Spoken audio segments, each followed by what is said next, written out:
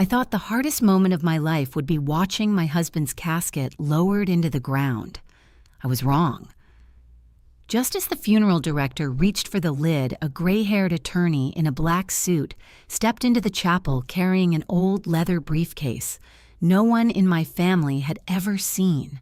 His voice was calm, but his words froze the room.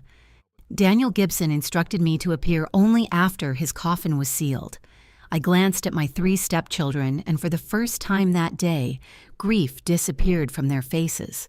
What replaced it was pure fear. If this story moves you, I'd love to know where you're watching from and what you would have felt in my place. Please like this video if you enjoy emotional family stories. Subscribe for more journeys like mine and share your thoughts in the comments.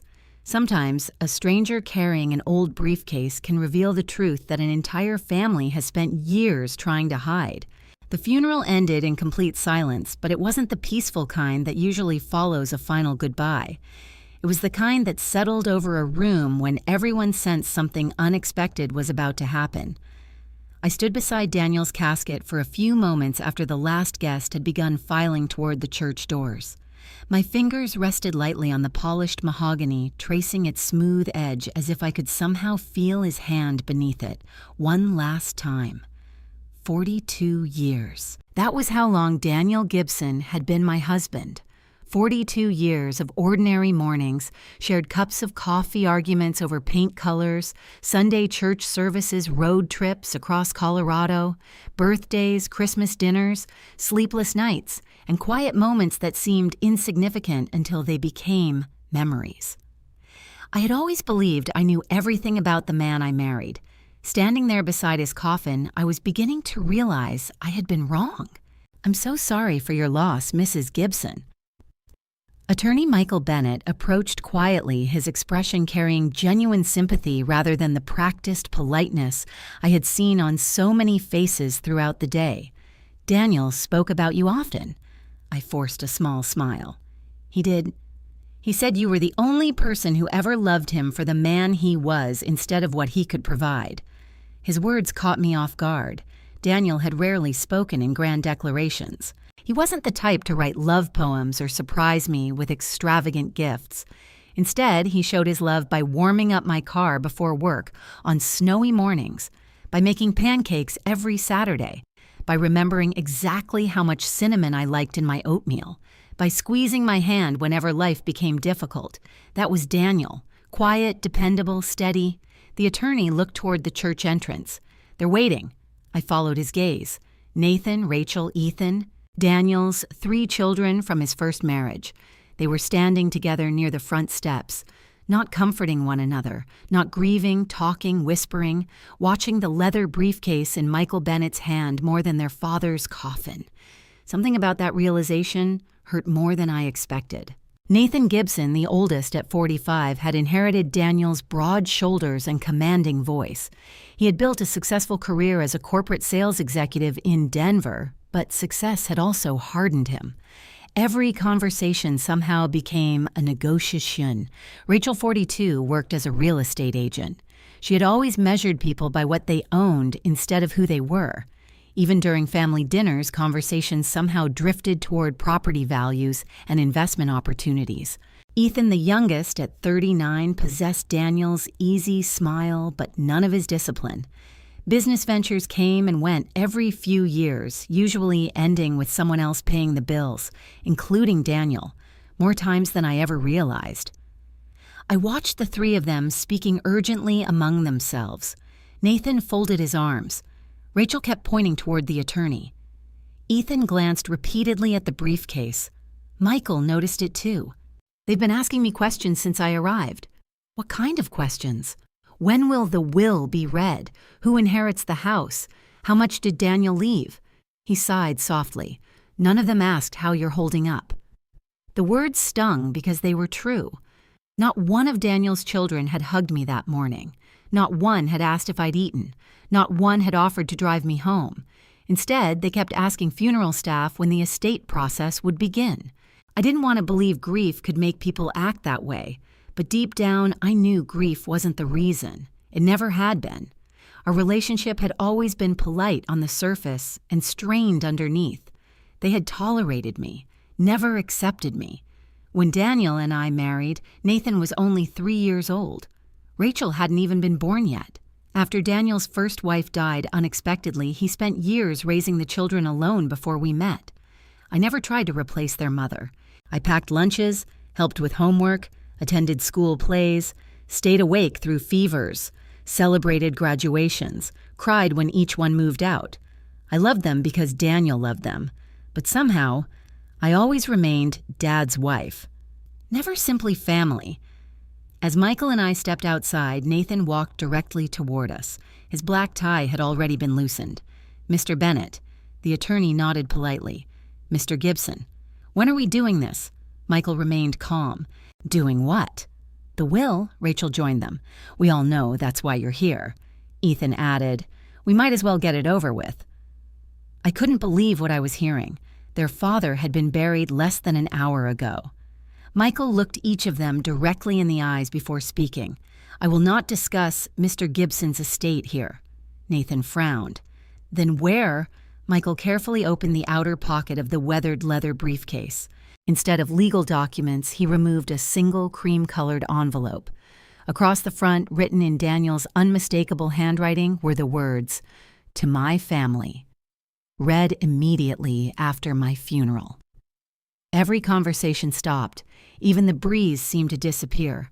Michael broke the wax seal. His voice echoed across the church courtyard. "If you are hearing these words, then my journey has ended." I felt my knees weaken. Even though Daniel wasn't there, it sounded like he was speaking to us. Michael continued, "I know every person standing here believes today is about saying goodbye to me." A pause. "It isn't." Nathan shifted uncomfortably. Rachel crossed her arms. Ethan stared at the ground. "The decisions that will shape your future begin tonight." I looked at Michael. He continued reading. "At exactly 7 o'clock this evening, every member of my family is to gather inside my home." Present must be Isabella. I swallowed hard. "Nathan?" Nathan's jaw tightened. "Rachel?" Rachel looked confused. "Ethan?" Ethan slowly raised his head. "And attorney Michael Bennett." Michael continued, "No one else. If any required person refuses to attend, leaves before the meeting concludes, or attempts to interfere with my instructions," another pause, "that individual permanently forfeits every benefit I intended for them." Nathan immediately interrupted. "Can he even do that?" Michael calmly folded the letter. "Yes." Rachel stepped forward.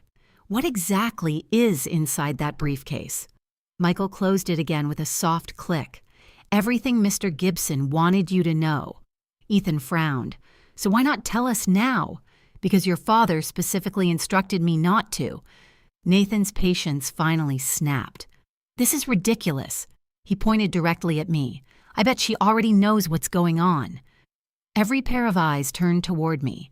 The accusation hit like a slap. "I don't." My voice barely rose above a whisper. "I've never seen that briefcase before today." Nathan laughed without humor. "Sure." Rachel added quietly, "Dad told her everything." I shook my head. He didn't. And in that moment, I realized something unsettling. He really hadn't. For 42 years, Daniel had shared almost every part of his life with me, yet somehow, he had managed to keep an entire plan hidden. Michael picked up the briefcase. 7 o'clock. He looked at each of us one last time. Mr. Gibson spent years preparing what happens next. Then he said something that sent a chill down my spine. "And after everything I've read," he paused, "I don't believe any of you truly know the man you think you're about to inherit from." I watched Nathan, Rachel, and Ethan exchange uneasy glances. For the first time all day, none of them mentioned money. None of them argued. None of them spoke at all. As I climbed into my car alone, I looked once more at the old leather briefcase resting in the attorney's hand. Somehow, I knew that by the time it was finally opened, the family Daniel had spent a lifetime trying to hold together would never be the same again. By 6:45 that evening, I was standing in the foyer of the home Daniel and I had shared for nearly 3 decades. The house felt unfamiliar, not because anything had changed. Every photograph still hung where Daniel had carefully placed it. His favorite leather chair remained beside the fireplace. My knitted blanket was still folded over the living room sofa, exactly the way I'd left it 2 days earlier before we rushed to the hospital for the last time. Nothing had moved, yet everything felt different. The silence was unbearable.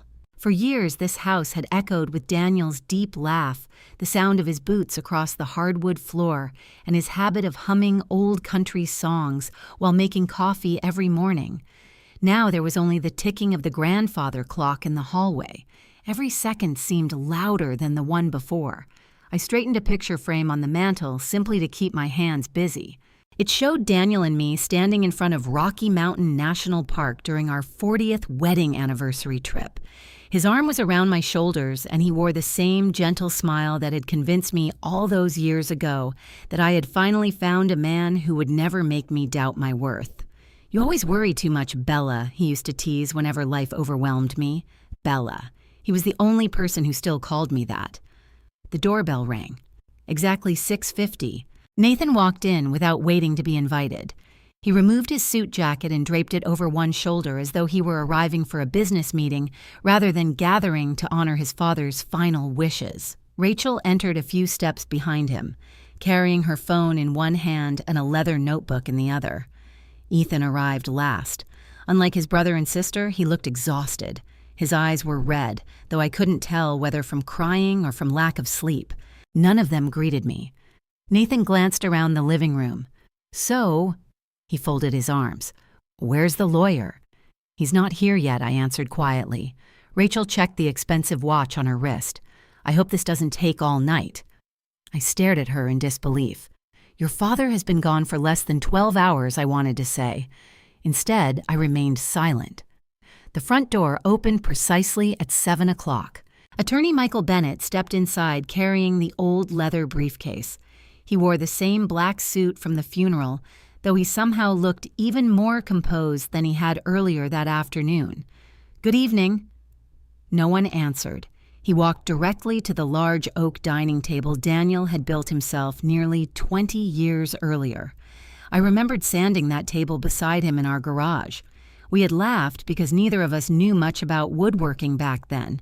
Daniel insisted that every family deserved one table strong enough to survive generations. The irony almost made me cry. Tonight, that very table would become the place where his family threatened to fall apart. Michael gently placed the weathered leather briefcase in the center. Every eye followed it. The room became so quiet that I could hear the old clock in the hallway striking 7.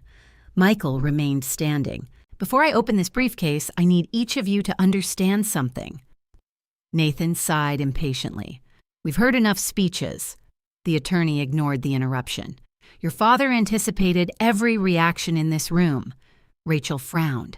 "What does that mean?" "It means he prepared for anger." He looked toward Nathan. "He prepared for accusations." His eyes shifted toward me. "He prepared for blame," then toward Ethan. "And he prepared for disappointment." A heavy silence settled over the room. Michael reached into his inside jacket pocket and produced a folded document. "This is the official instruction governing everything inside the briefcase." He adjusted his glasses before reading. "To my family, if this briefcase has been opened before all required persons are present, every document inside shall become void, and my estate shall instead be donated entirely to the Gibson Educational Foundation." Nathan's eyebrows lifted. "So you really waited?" Michael nodded. "I have followed every instruction exactly." He continued reading. "Beginning tonight, my attorney shall reveal my estate, one chapter at a time. No inheritance shall be distributed until every required document has been read. No document may be skipped. No envelope may be opened early. No recording may be viewed out of sequence. Anyone refusing these conditions voluntarily removes themselves from my final wishes." Rachel shook her head. "This is insane." "No," Michael replied calmly. "It is legally enforceable." Nathan leaned against the table. "So let's get on with it." For the first time since entering the room, Michael reached toward the brass clasps on the old leather briefcase. Click, the first lock opened. Click, then the second. He slowly lifted the lid. I had expected stacks of legal paperwork. Instead, the contents looked strangely personal. On top rested a faded brown journal bound in cracked leather. Beside it were several cream-colored envelopes sealed with dark blue wax. Underneath lay neatly organized folders tied together with ribbon. A small velvet pouch, several old photographs, 3 USB flash drives, a brass key attached to a handwritten tag, and beneath everything, a thick collection of legal files. No one spoke. Michael carefully removed each item and arranged them across the table. Nathan finally broke the silence. "That's it." Michael looked at him. "Your father believed that truth should be understood before money." Rachel folded her arms. "So where's the will?" Michael smiled faintly. "It is here." He rested one hand on the legal files. "But according to your father's instructions," he tapped the old journal. "This comes first." Ethan frowned. "A diary. Your father's personal journal." Nathan laughed sarcastically. "You've got to be kidding." Michael opened another envelope. "This contains tonight's schedule." He unfolded the pages. Night 1. Read the beginning of my journal. Display the family photographs. Reveal no financial documents. Reveal no trust documents. Reveal no inheritance amounts. Answer no questions regarding property. Nathan slammed both palms onto the table. "This is ridiculous." Michael didn't even flinch. It continues. "Anyone demanding financial information before completing my written instructions demonstrates precisely why these instructions exist." Rachel looked embarrassed for the first time all day. Nathan looked furious. Michael calmly placed the schedule aside. "There are 14 sections." I blinked. 14. Yes. 1 for each remaining day. Suddenly, I understood. Daniel had planned this entire journey to unfold gradually, exactly the way he had always solved problems. Patiently, methodically, never rushing, never reacting emotionally. Nathan pointed toward the envelopes. "Open the will." "I can't." "The journal first." Nathan looked ready to explode. "I'll get a court order." Michael reached into the legal file and quietly slid one document across the table. Nathan picked it up. His confidence vanished as he read. "What is this?" "Your father's no contest clause." Rachel leaned over to read beside him. The color drained from her face. Michael spoke evenly. "If any beneficiary files a lawsuit, attempts to block these proceedings, or challenges the process before all instructions are completed," he paused, "that beneficiary immediately forfeits every inheritance granted under Mr. Gibson's estate." Nathan stared at the page. "That's impossible." "It is entirely legal," Rachel whispered. "He actually planned for this." Michael nodded. He expected resistance. Ethan looked from one sibling to another. "So, we have no choice." "Correct." Nathan slowly lowered himself into a chair. For the first time in years, I saw uncertainty on his face. Michael carefully lifted the old leather journal. Its cover was worn smooth from years of use. A small piece of paper fell onto the table. He picked it up. "It's addressed to Mrs. Isabella Gibson." My heart skipped. He handed it to me. On the front, in Daniel's unmistakable handwriting, were just 6 words. "Bella, now you'll finally know everything." My hands began to tremble. If Daniel had written those words, then whatever lay inside this journal wasn't simply a collection of memories.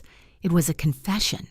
And somehow, I already knew that before this briefcase was empty, every person sitting around that table, including me, would discover that the man we believed we knew had been quietly carrying secrets for years. Secrets he had waited until after his own funeral to reveal. No one spoke as I turned the small note over in my trembling hands. There was nothing written on the back. Just those 6 words. Bella.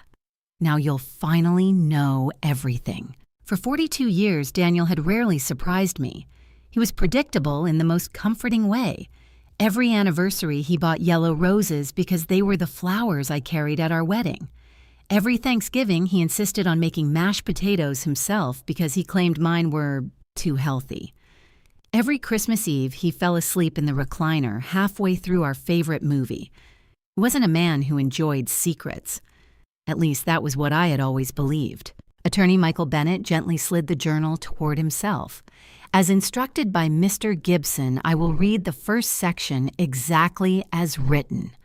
Nathan leaned back in his chair, visibly irritated. Let's get this over with. Michael ignored him and carefully opened the worn leather cover. The first page contained only a date, May 14th, 1984. The day Daniel and I were married. My breath caught. Michael began reading. If you're hearing these words, Bella, then I'm gone, and I'm sorry I couldn't tell you everything while I was alive. The room became perfectly still. Not because I didn't trust you, because I loved you too much to let you carry burdens that belonged to me. I felt tears sting my eyes. That sounded exactly like Daniel, always protecting someone, even when no one asked him to. Michael continued, when we married, I made 2 promises to myself. First, I would never let my children believe they had lost another parent. Second, I would never allow Bella to suffer because of the mistakes I made before meeting her. Rachel crossed her arms. What mistakes? Michael continued reading without acknowledging the interruption. Our first apartment leaked every time it rained. I couldn't help smiling through my tears. It certainly had. The ceiling in our tiny Denver apartment had dripped into pots every spring. Daniel used to joke that we had indoor waterfalls. Bella never complained. She worked all day teaching children, then came home and smiled like she lived in a mansion. I closed my eyes. Those memories flooded back with astonishing clarity. Our apartment barely had enough room for a small dining table. Our couch had been purchased secondhand.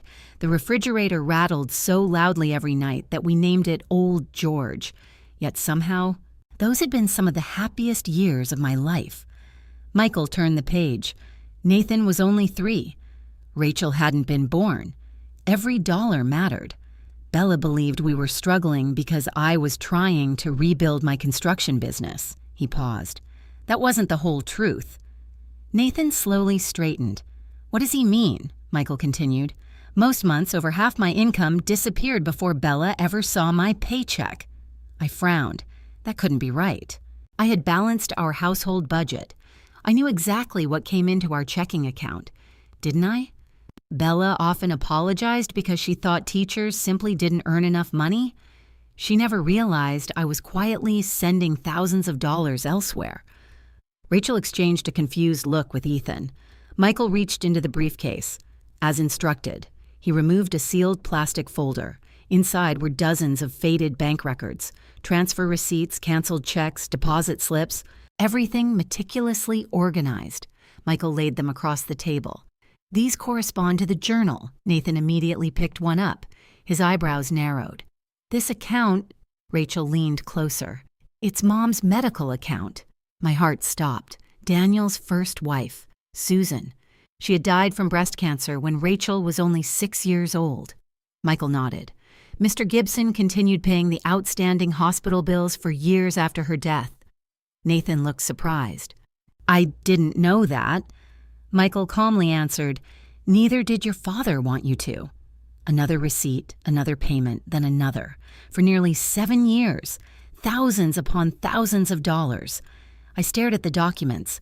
Daniel had never once mentioned any of this. Not once. Michael resumed reading.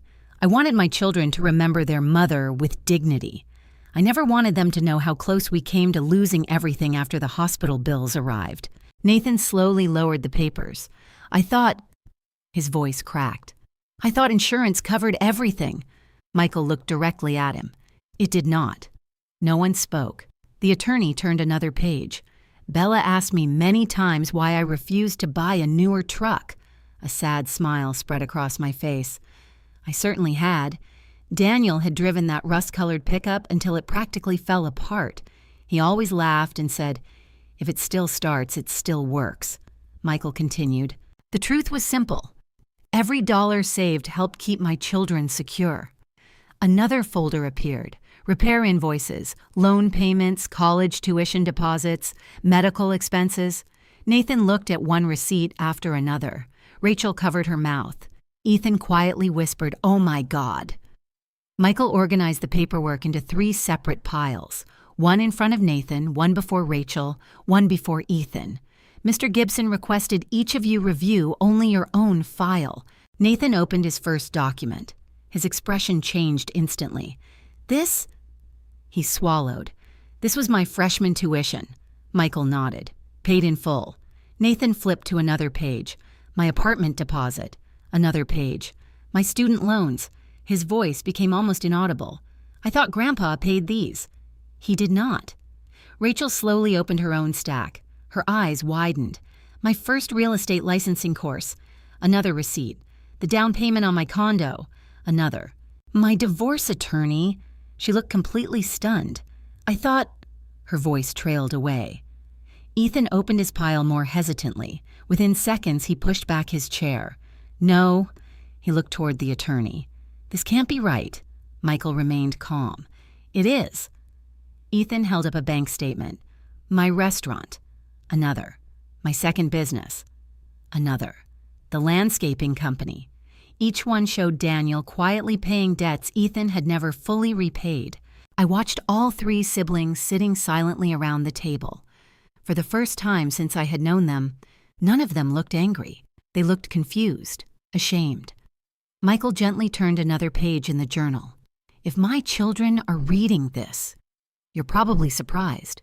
You believed your successes belonged entirely to you. Perhaps they do. But many of your second chances belonged to me." Nathan lowered his eyes. Rachel quietly wiped away a tear. Ethan stared at the floor. Michael continued, "I never regretted helping you. Not once. Parents don't keep score. They simply love." My vision blurred. That sentence sounded exactly like Daniel. He had always believed love wasn't measured by fairness. It was measured by sacrifice. The attorney paused before reading the next paragraph. His voice softened. "Bella never knew." Every eye turned toward me. She believed our modest life was simply the result of hard work. She never complained. She never demanded more. She deserved financial security in retirement. Michael reached beneath the remaining documents. This time he removed another folder. Unlike the others, it was labeled in bold handwriting. "Isabella." He handed it to me. Inside were mortgage papers, investment statements, retirement accounts, insurance documents, and then a single loan agreement. The borrower, Daniel Gibson. The collateral, every personal investment account he owned. The purpose, private refinancing. The amount made my heart race. Nearly everything Daniel had accumulated over decades. I looked at Michael. "I don't understand," he answered quietly. He refinanced his entire investment portfolio. "Why, so your teacher's pension would never have to be touched?" I felt my chest tighten. "What?" Michael slid another document toward me.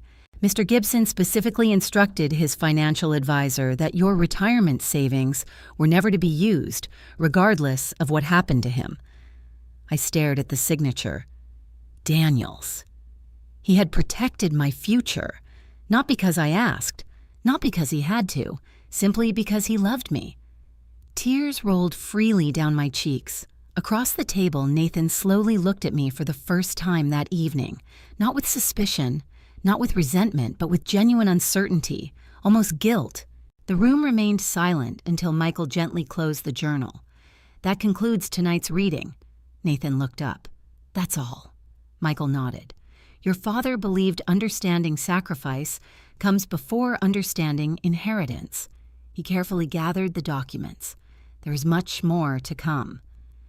As he placed the journal back beside the briefcase, I couldn't stop staring at Daniel's handwriting on the worn leather cover. For 42 years, I thought I knew every sacrifice my husband had ever made. Tonight, I had discovered I hadn't even known the beginning.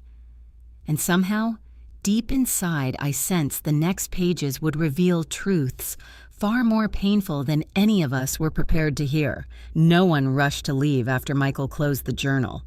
The silence that settled over the dining room was heavier than any argument could have been. Nathan remained seated, staring at the stack of receipts that documented nearly 25 years of his father's quiet generosity. Rachel had stopped checking her phone hours ago.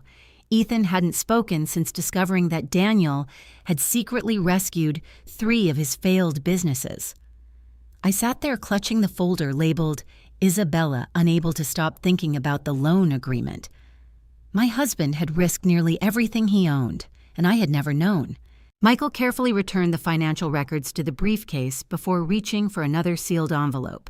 The next section was also scheduled for tonight. Nathan looked up. I thought we were finished. We're finished with the journal. He held up the envelope.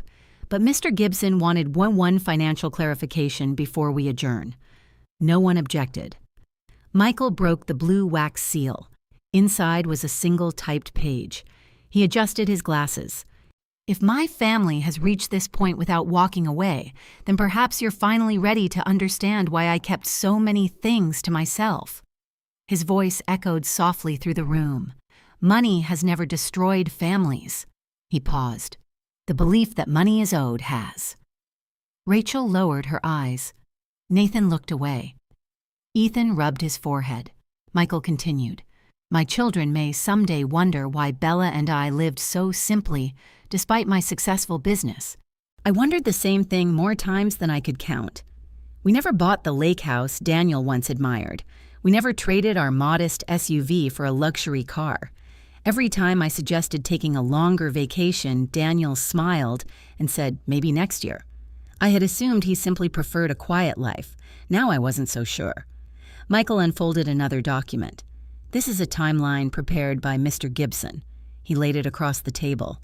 The page listed dates stretching back more than 3 decades. Beside each date appeared a financial transaction: emergency tuition payment, mortgage assistance, medical debt settlement, business loan guarantee, credit card consolidation, commercial property refinancing. Each payment corresponded to one of Daniel's children. Some years appeared multiple times. Nathan slowly shook his head. I had no idea it was this much, Michael answered quietly. Mr. Gibson intended it that way. Rachel looked at one entry. This says $84,000. Michael nodded. The amount required to prevent foreclosure on your condominium after the housing market decline. Rachel blinked repeatedly. I thought the bank approved a hardship program. They did, but only after Mr. Gibson personally guaranteed the remaining balance. Rachel covered her mouth. My God. Michael turned toward Ethan. Your file contains something similar. Ethan reluctantly flipped another page. His face immediately turned pale. No, his voice cracked. I remember this. He looked up.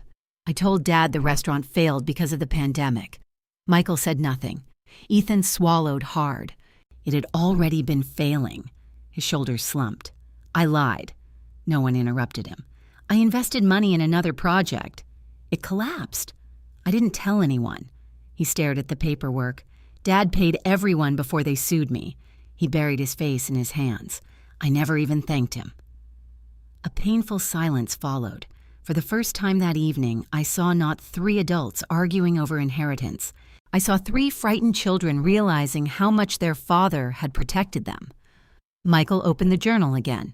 There was one final passage connected to tonight's documents. He began reading. Children rarely see the price parents quietly pay. That isn't their fault. Good parents make sacrifice look ordinary. If I had told my children every time I helped them, they would have felt guilty. If I had told Bella everything, she would have insisted I stop. I immediately whispered, I would have. Michael smiled gently. I believe Mr. Gibson knew that, he continued. Bella always believed our marriage should be built on partnership. She would have offered her retirement savings without hesitation. That is exactly why I never asked. Tears blurred my vision. Daniel knew me so well. If I had discovered even one of those financial crises, years ago I would have emptied my teacher's pension without thinking twice. Not because I had plenty, because they were family. Michael turned another page. Bella spent 38 years teaching children how to dream. She deserved to retire without fear. I refused to let my responsibilities become hers. I couldn't breathe for a moment. All those years, every budget discussion, every postponed vacation, every old pickup truck, every maybe next year. Daniel hadn't been denying himself. He had been protecting me. Nathan suddenly spoke. His voice was quieter than I had ever heard. Did Dad? He hesitated. Did Dad ever complain? Michael didn't even need to think. Never. Rachel asked softly. Did he ever say we were ungrateful? No. What did he say? Michael smiled sadly. He always said, one day they'll understand. Those words shattered something inside the room. Nathan leaned back in his chair, staring at the ceiling. I thought... He laughed bitterly. I actually thought Dad loved Isabella more than us. No one answered, because all of us had wondered that at some point. Nathan looked toward me. I figured... His voice faltered. Every time he refused to give me more money, he swallowed. I blamed you. Rachel nodded slowly. So did I. Ethan looked ashamed. I assumed she convinced Dad to stop helping. I stared at the three of them. For years I had felt like the outsider, the woman blamed for decisions she never made, the woman quietly judged at birthdays, Christmas dinners, and Thanksgiving tables. I never defended myself because I didn't know what they believed. Now I finally understood.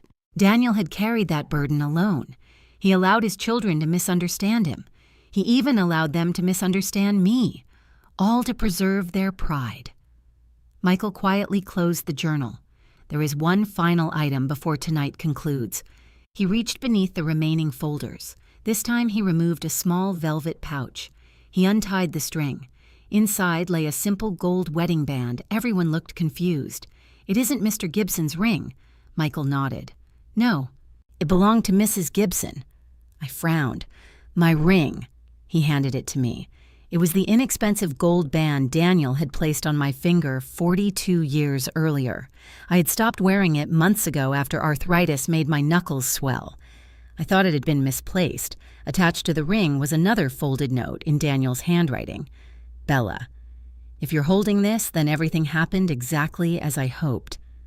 My hands trembled again. Michael smiled gently. Your husband asked me not to read this one. It's only for you. I looked at the note, but didn't open it. Not yet. Somehow, I wasn't ready. Because after everything I had learned that night, I was beginning to realize that Daniel hadn't simply left behind an inheritance. He had designed a journey, one that wasn't meant to divide his family over money. It was meant to force every one of us, including me, to confront the truth about love's sacrifice and the cost of protecting the people we care about. And somehow, I knew the hardest truths were still waiting inside that old leather briefcase. I didn't open Daniel's note that night, not because I wasn't curious, because I wanted to hear his voice the way he intended, one piece at a time. Michael carefully placed the remaining contents back inside the leather briefcase before locking it with the same deliberate precision he had shown since arriving at the funeral. Click, click, the sound echoed through the dining room. That's enough for tonight, he said. Nathan frowned. What do you mean? We've only been here 2 hours. Michael nodded. And your father planned for 14 evenings. Nathan let out a frustrated sigh. This is taking forever. For the first time all evening, Michael's expression hardened. Mr. Gibson once told me something. Nathan looked at him.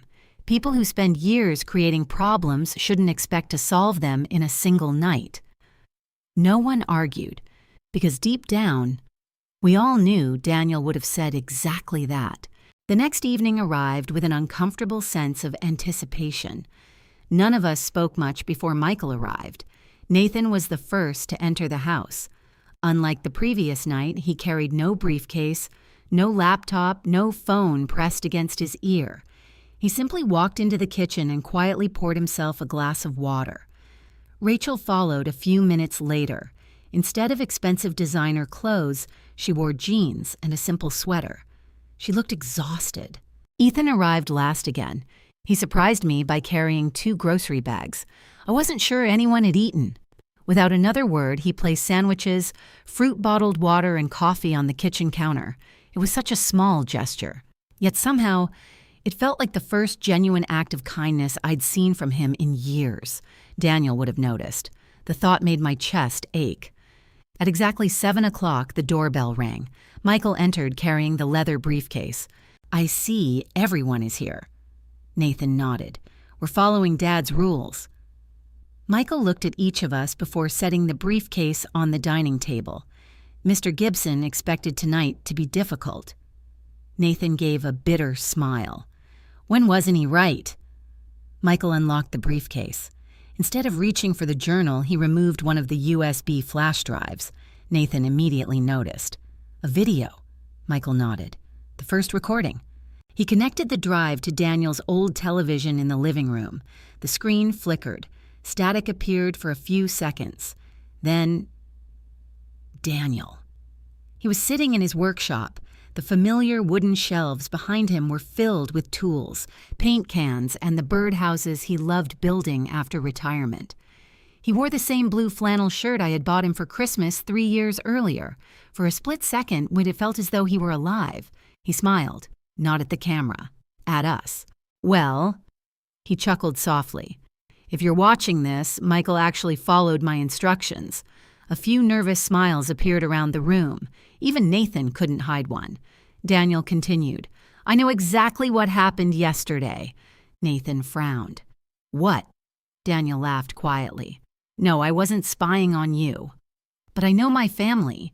His eyes seemed to look directly into each of ours. "Nathan probably demanded the will." Nathan lowered his head. "Rachel probably accused Bella of influencing me." Rachel's face turned bright red. "Ethan probably tried to calm everyone down after making things worse." Ethan actually laughed. "That sounds about right." Daniel smiled warmly. "And Bella," his voice softened, "you're probably wondering why I never trusted you with any of this." I felt tears immediately filling my eyes. "No," Daniel whispered to the camera. "That's the wrong question. The real question is, why didn't I want you carrying this burden?" He leaned forward slightly. "The answer is simple. Because I promised myself the day we married that no matter what happened, I would never let my past steal your future." The room fell completely silent. Daniel continued. "I need all of you to understand something before Michael opens the next folder." His smile disappeared. "I have never once changed my estate because Bella asked me to." Nathan slowly looked toward me. "I have never once hidden money because Bella wanted it." Rachel looked down. "I have never once denied any of my children help because Bella convinced me." Another pause. "I made every decision. Every single one." His voice remained calm, yet every word landed with incredible weight. "If any of you have spent years blaming my wife," he sighed, "then you've spent years blaming the wrong person." I couldn't stop crying. Daniel had known. He had known exactly how they viewed me, yet he had never defended himself while he was alive. Instead, he had waited until after his death. Nathan quietly whispered, "I'm sorry." I wasn't sure whether he meant me or the television, perhaps both. Daniel continued, "I also know someone in this room believes I trusted Bella more than my own children." Nathan closed his eyes. Again, Daniel knew. "I trusted each of you differently. I trusted Bella with my heart. I trusted my children with my hope. I spent 40 years praying those two things would someday become the same." No one moved. No one even breathed loudly. Daniel reached beside him and picked up an old photograph. The camera zoomed closer. It showed all 5 of us together. Christmas. About 15 years earlier. Nathan was laughing. Rachel was wearing an ugly holiday sweater Daniel loved teasing her about. Ethan had flour on his face from baking cookies. I stood beside Daniel with my arm around his waist. We looked happy. Genuinely happy. Daniel smiled sadly. "Look at this picture. We weren't rich. The house wasn't fancy. The furniture wasn't expensive. But for one afternoon, we remembered what mattered." His smile slowly faded. "Somewhere along the way, we forgot." A lump formed in my throat, because he was right. The family hadn't fallen apart overnight. It had happened gradually, Missed birthdays, arguments over money, business loans, holiday tensions, small resentments quietly growing into walls. Daniel spoke again. I don't expect miracles. I don't expect everyone to forgive overnight, but I do expect honesty. His expression became unusually serious. Starting tomorrow, the truth becomes much harder. He looked directly into the camera. Because tomorrow, I stop talking about sacrifice. I start talking about betrayal. Every hair on my arm stood up. Betrayal. Nathan sat upright. Rachel frowned. Ethan looked confused. Daniel continued, if you're watching this, it means none of you walked away. I'm proud of that. But tomorrow, you'll discover something that may change how you remember me. He smiled one last time, and how you remember yourselves. The screen faded to black. No music, no dramatic ending, just silence. Michael turned off the television. No one spoke for nearly a full minute. Finally, Nathan looked at the attorney. Dad recorded all of this before he died. Michael nodded. Over several months. Rachel quietly asked, how sick was he? Michael hesitated. He began planning these recordings almost 2 years before his passing. I stared at him. 2 years. Yes. He wanted enough time to finish everything. I felt as though the floor had disappeared beneath me. While I had been praying Daniel would recover, he had been quietly preparing goodbye after goodbye. Michael carefully returned the USB drive to the briefcase. Then he reached for another sealed folder. He rested one hand on it, but didn't open it. Tomorrow night, he said softly. Nathan looked at the label. His face lost all color. Across the front, written in Daniel's unmistakable handwriting, were 4 chilling words. Evidence you cannot deny. For the first time since Daniel's funeral, fear wasn't just in one person's eyes. It was in everyone's, including mine. The words on the folder stayed with me long after everyone left that night. Evidence you cannot deny. I barely slept. Every time I closed my eyes, I saw Daniel sitting in his workshop looking directly into the camera as he calmly promised that the next truth would be about betrayal. Betrayal. It was such a harsh word. Daniel had never used language like that casually.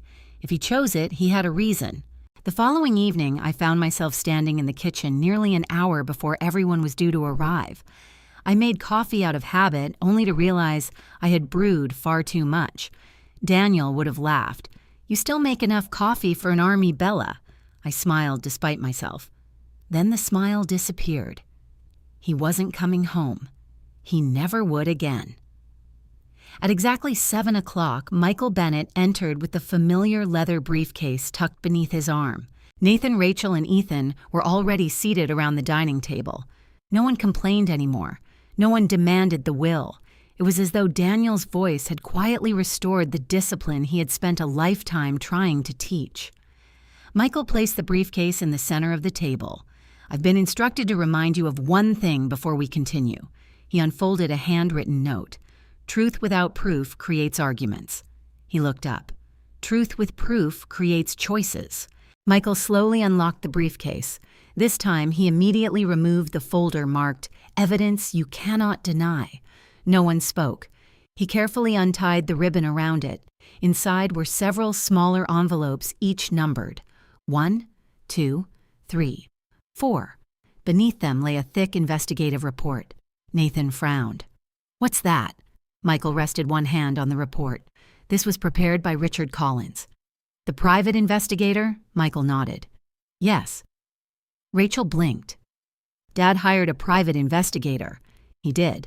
When? For almost 18 months. The room went silent. I felt my stomach tighten. Daniel had never mentioned hiring anyone. Not once. Michael opened the first envelope. Inside were copies of bank statements, wire transfers, withdrawal slips, canceled checks. Everything had dates highlighted in yellow. Mr. Gibson instructed me to begin here. Nathan leaned forward. What are we looking at? Michael spread the papers across the table. These are withdrawals from Mr. Gibson's personal business account. I recognized the account immediately. Daniel had opened it decades earlier for his construction company. Michael pointed toward a transaction. $200,000. Another. $120,000. Another. $85,000. Nathan frowned. I don't understand. Michael looked directly at him. Neither did Mr. Gibson. Rachel slowly looked up. Someone stole from him. Michael answered carefully. Someone moved money without first explaining why. He opened the investigative report. The investigation began after Mr. Gibson noticed repeated transfers that he could not remember authorizing. Nathan immediately spoke. Dad's memory was getting worse. I turned toward him. No. Daniel had forgotten small things during chemotherapy, names, appointments, where he left his glasses, but never finances. Numbers had always been his strength. Michael quietly nodded. Mr. Gibson specifically addressed that concern. He removed another handwritten page. If anyone suggests I simply forgot signing these documents, Michael paused, ask them why the signatures don't match my own handwriting from the same week. He placed two documents side by side. One was Daniel's birthday card to me. The other was a bank authorization. Even without being an expert, I could see the difference. The signature on the bank form looked forced, slower, less natural. Rachel whispered, "They don't look the same." Michael nodded. That observation led Mr. Gibson to hire Mr. Collins. Nathan crossed his arms. So who forged them? Michael closed the report. I'm not finished. He opened the second envelope. This one contained photographs, security camera images, bank lobby pictures, parking lot surveillance. Each photograph carried a date and time. Nathan's expression slowly changed. Rachel looked confused. Ethan leaned closer. Michael placed one photograph on the table. It showed Daniel entering a downtown bank. 5 minutes later, another person entered. The face was partially turned away. Michael laid down a second photograph. This one was clearer. Nathan stared at it. His breathing changed. The man entering the bank behind Daniel was him. Rachel immediately looked at her brother. Nathan? He shook his head. Michael calmly continued, the investigator documented multiple visits. Another photograph. Nathan again. Another. Nathan leaving with Daniel. Another. Nathan carrying a folder. Nathan rubbed both hands across his face. I remember these meetings. Michael looked at him. Please explain them. Nathan hesitated. Dad asked me to help with paperwork. What paperwork? He said he wanted to simplify his business accounts. Michael quietly produced another page. This is your father's written statement. He began reading. Nathan believed I trusted him completely. A pause. I did. Nathan lowered his head. That trust made what happened next even harder to accept. The room became painfully still. Michael continued. I noticed documents arriving that I didn't remember discussing. When I questioned them, Nathan always had an explanation. At first, I believed him. Nathan whispered. So did I. Michael looked up. What do you mean? Nathan swallowed. I thought... He stared at the photographs. I honestly believed Dad had approved everything. Rachel frowned. What are you talking about? Nathan took a long breath. The accountant kept bringing documents. He'd say Dad already reviewed them. I signed as a witness. Michael asked quietly, Did you ever verify that with your father? Nathan didn't answer immediately. Finally, no. Michael nodded slowly. I was hoping you would answer honestly. Nathan looked confused. Hoping? Michael reached into the folder again. He removed a business card. Printed across the front was a name none of us recognized. Stephen Harlow. Who is that? Ethan asked. Your father's former accountant. Former, Michael nodded. He resigned the same week the investigation began. Rachel leaned forward. Why? Michael handed Nathan another document. His resignation letter. Nathan's eyes widened. He admitted... His voice disappeared. Michael finished the sentence. He admitted processing paperwork without personally confirming Mr. Gibson's final approval. Ethan looked horrified. So Dad was right. Michael answered carefully. He believed someone inside his trusted circle had become careless. Nathan looked up. I never stole from Dad. I believe you.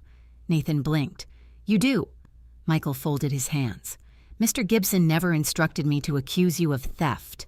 Nathan looked utterly confused. "Then why all this?" Michael looked toward the remaining unopened envelopes. "Because your father believed negligence can be just as dangerous as dishonesty." Those words hit Nathan harder than any accusation. His shoulders slumped. "I should have checked." No one argued, because he was right. Rachel quietly asked, "So, if Nathan wasn't stealing, who was—" Michael slowly placed his hand on the third unopened envelope. His expression became unusually serious. "That answer," he said softly, "begins tomorrow." Then he looked at each of us. "And I strongly suggest every one of you prepare yourselves." He tapped the envelope once.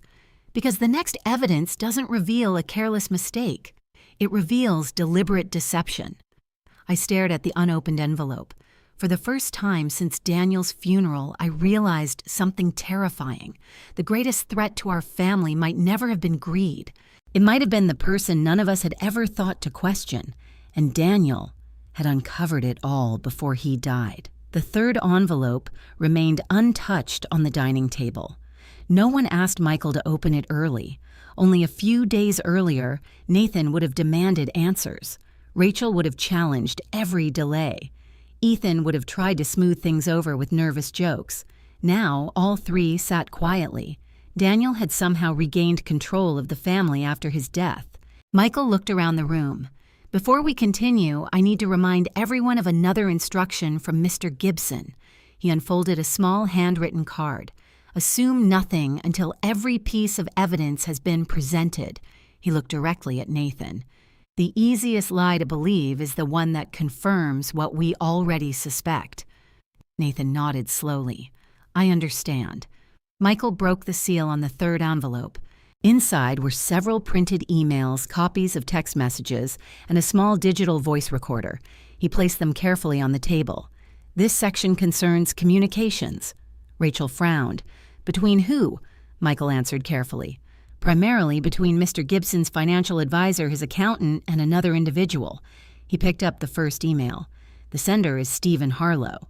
"The accountant," Ethan said quietly. Michael nodded. "He sent this 2 weeks before resigning." He began reading. "Daniel keeps asking questions about the transfer authorizations. We need to slow everything down until I can convince him they're routine." The room fell silent. Nathan leaned forward. "Who's he writing to?" Michael turned the page over. "The recipient's name has been redacted in this copy." Rachel looked confused. "Why?" "Because Mr. Gibson wanted each of you to evaluate the evidence before seeing the conclusion." That sounded exactly like Daniel. He had always believed people should think before reacting. Michael continued. "There are 12 emails. Each one painted the same picture. Stephen Harlow repeatedly discussed delaying conversations with Daniel, avoiding certain documents, explaining away discrepancies, buying time, but never once did the emails clearly identify the other participant. Nathan rubbed his temples. "This doesn't make sense." Michael nodded. Mr. Gibson agreed. He reached for the voice recorder. "This recording was made during one of Richard Collins' interviews with Mr. Harlow." He pressed play. A man's nervous voice filled the room. "I never intended for it to go this far." Another voice, Richard Collins, asked calmly, "What exactly went too far?" "I was told everything had already been approved." "By whom?" There was a long pause. I don't want to answer that." The recording ended. Rachel looked frustrated. "That's it," Michael nodded. "That's all Mr. Gibson wanted presented tonight." Nathan shook his head. "We're still missing the most important part." "We are." Michael calmly folded the transcript. "Because Mr. Gibson believed understanding behavior matters before identifying responsibility." I watched Nathan carefully. His frustration looked different now, not defensive, thoughtful. After several moments, he finally spoke. "I owe everyone an apology." Rachel looked surprised. Nathan turned toward me first. "Especially you." I met his eyes. "For years, I assumed you were influencing Dad. I thought every time he questioned financial decisions—" He sighed heavily. "It was because you had convinced him not to trust us." His voice cracked slightly. I never stopped to consider he was making those decisions himself. Rachel lowered her head. I wasn't any better. She looked at me with tears forming in her eyes. I complained to friends that Dad had changed after marrying you. I even told people you wanted everything for yourself. She covered her face. I had absolutely no evidence. Ethan quietly nodded. I believed it too. The room remained silent. For years, those assumptions had shaped every family gathering, every awkward holiday, every cold conversation, and now they were finally saying those beliefs out loud. I took a slow breath. I spent years wondering why none of you ever really accepted me. Nathan looked devastated. We blamed the easiest person. No, I answered softly. You blamed the newest person. No one disagreed. Michael quietly opened the journal again. There is one passage connected to tonight. He found the marked page and began reading. Families rarely break apart because of one terrible day. They break apart because small misunderstandings are allowed to grow for years. Silence fills the empty spaces with suspicion. Suspicion eventually becomes certainty, even when it's completely wrong. I felt tears sliding down my cheeks. That sentence described our family perfectly. Daniel continued through Michael's voice. Bella never asked me to choose between my wife and my children. My children never intentionally tried to hurt Bella, but none of them ever stopped long enough to ask whether their assumptions were true. Nathan whispered he was right. Michael closed the journal. For tonight, there is only one remaining instruction. He removed a sealed envelope labeled, "Read before tomorrow's evidence." Inside was a single, handwritten page. Michael read aloud, "Tomorrow you will finally learn who knowingly benefited from the deception surrounding my financial records." My heartbeat quickened. Nathan looked tense. Rachel gripped the edge of the table. Ethan stared without blinking. Michael continued, "Do not confuse the person who made mistakes with the person who created them." He folded the page. "That concludes tonight." Nathan looked at him. "So tomorrow, we finally learn the truth." Michael nodded slowly. "Yes." Rachel whispered, "And after that," Michael rested one hand on the locked briefcase. "After that, your father's investigation changes completely." "How?" "It stops being about money." The room grew still. "What does it become about?" Ethan asked. Michael looked at each of us before answering. "Trust." He lifted the briefcase. "And once that truth is revealed," he paused, "there will be no way for this family to return to believing the story you've told yourselves for the last 20 years. As the front door closed behind him, none of us moved. Tomorrow, one final name would emerge from Daniel's investigation, whether it belonged to a stranger or someone sitting at that very table, would determine the future of our family forever. The next evening, rain fell steadily against the windows. Daniel always loved rainy nights. He used to say they forced people to slow down long enough to think. As I watched the water run down the glass, I wondered if he had somehow planned even this. For the first time since the funeral, none of us arrived, exactly at 7. We arrived early. Nathan came nearly 30 minutes before Michael. Rachel helped me set mugs on the table without being asked. Ethan quietly repaired the loose dining room chair Daniel had been meaning to fix for months. None of us mentioned the investigation. None of us mentioned the inheritance.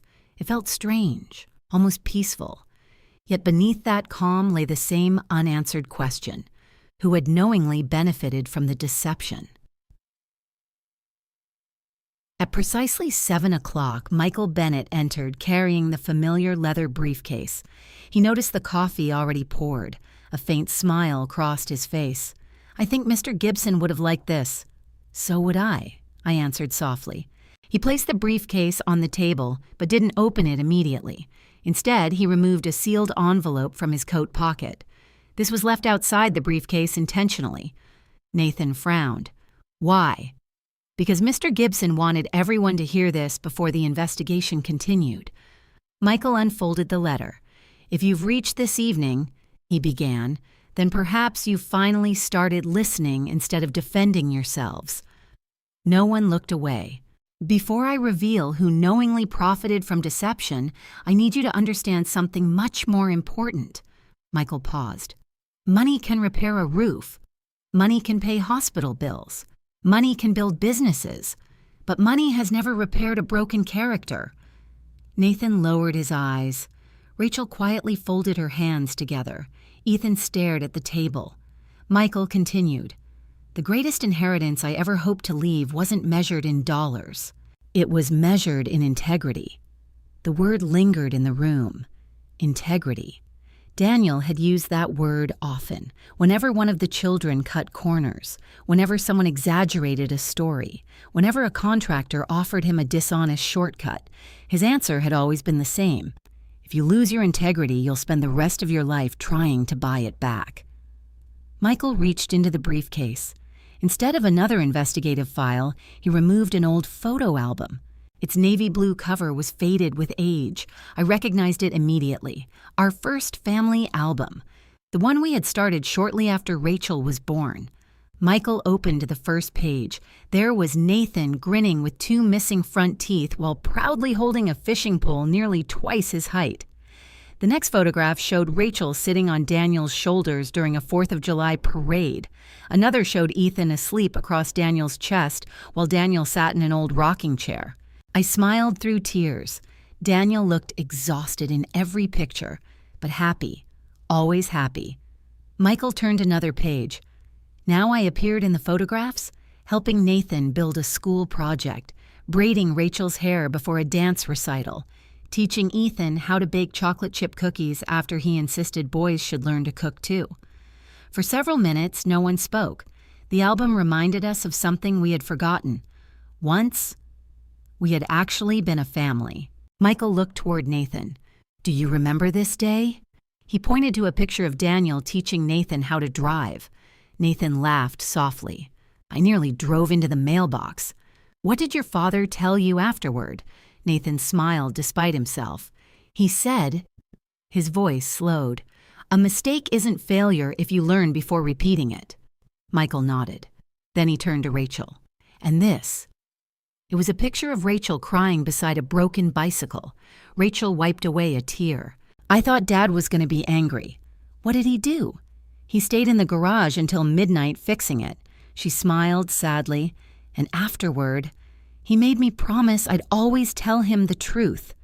Another page. Ethan around 10 years old holding a report card. I failed math, he laughed quietly. I expected him to yell. What happened instead? Michael asked. He hugged me.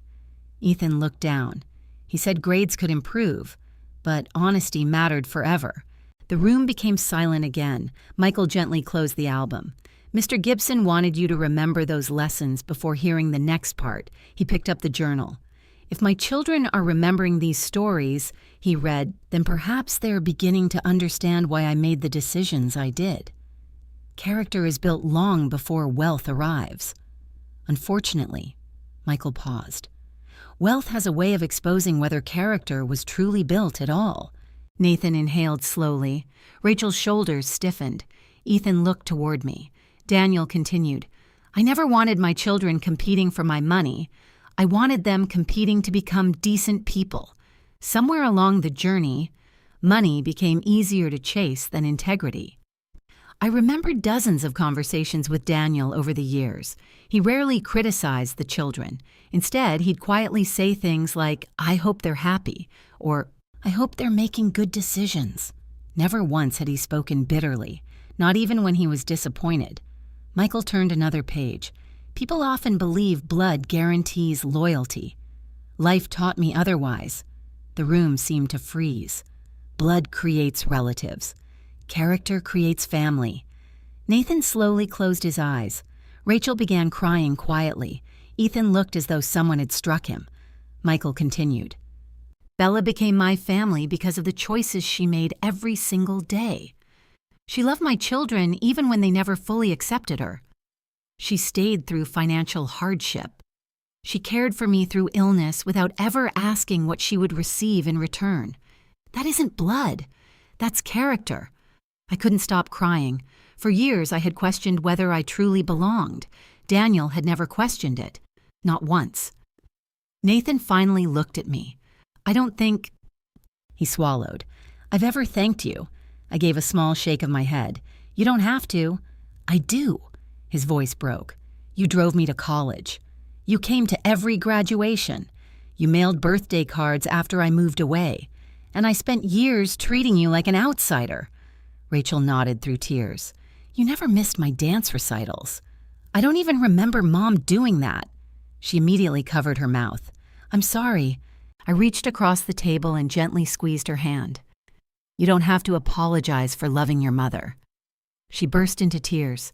I just wish I'd appreciated you too. Even Ethan's eyes filled. You've always answered my calls, even when I only called because I needed something. Michael quietly allowed the silence to continue. After several moments, he opened one final envelope. Inside was only a single sentence written in Daniel's unmistakable handwriting. He read it slowly.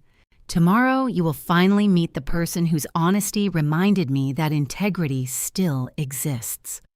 Nathan frowned. What person? Michael carefully returned the note to the envelope. I believe you'll recognize the name. Rachel looked puzzled. Is it someone in the family? Michael closed the briefcase. No. It is someone none of you ever expected to become part of your father's final plans. As he stood to leave, he looked back at us one last time. Mr. Gibson believed blood alone could not determine who deserved his greatest trust. The front door closed softly behind him. I stared at the locked briefcase. Tomorrow, for the first time, someone outside our family would enter Daniel's story. And somehow, I already sensed that stranger had earned something none of us had managed to protect my husband's complete trust. The house felt different the following evening. Not warmer, not happier, but lighter. For the first time since Daniel's funeral, no one walked into the dining room carrying invisible armor. Nathan didn't immediately sit at the head of the table. Rachel wasn't checking property listings on her phone. Ethan wasn't nervously pacing from room to room. Instead, the three of them stood in front of the family photographs lining the hallway. I watched from the kitchen doorway as Nathan picked up one of the oldest pictures. It showed Daniel holding him on his shoulders at a county fair. I haven't looked at these in years, he murmured. Rachel smiled faintly. Dad won you that giant stuffed bear. Nathan laughed quietly. I cried when it wouldn't fit in the car. For a brief moment, they sounded like brother and sister again, not rivals, not potential heirs, just children remembering their father. The front door opened precisely at 7. Attorney Michael Bennett stepped inside carrying the now familiar leather briefcase. He greeted each of us with a polite nod before placing it on the dining room table. I can already tell something has changed. Nathan looked at him. What makes you say that? Michael smiled. You're talking about your father, not his estate. No one had a response, because he was right. Over the past week, Daniel had somehow redirected every conversation away from money and back toward family. Michael unlocked the briefcase. Instead of removing another investigative file, he carefully lifted a dark blue binder marked The Gibson Family Trust. Nathan instinctively leaned forward. Rachel's eyes widened. Ethan took a slow breath. I simply watched. For days, we had waited to learn what Daniel intended to do with everything he had spent a lifetime building. Michael rested one hand on the binder. Before we discuss inheritance, I have one final statement from Mr. Gibson. He unfolded another handwritten page. If you're disappointed after tonight, he began, remember that disappointment usually comes from expectations, not injustice. He continued, everything I own was earned through decades of work sacrifice and God's grace. No one is automatically entitled to it simply because we share a last name. Nathan slowly nodded. He no longer looked offended. He looked thoughtful. Michael opened the binder. The Gibson Family Trust became effective 18 months before Mr. Gibson's passing. Rachel frowned. So Dad already transferred everything. Yes. The estate itself owns very little. Nathan looked surprised. What does that mean? It means nearly every significant asset is governed by the trust instead of the will. Michael turned several pages.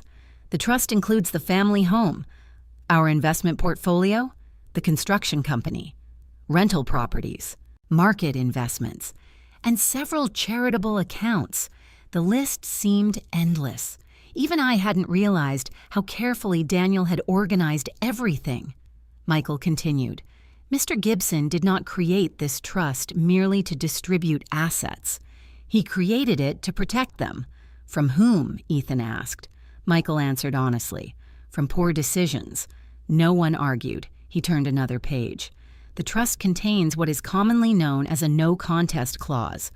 Nathan gave a small smile. We've already met that one. Michael nodded.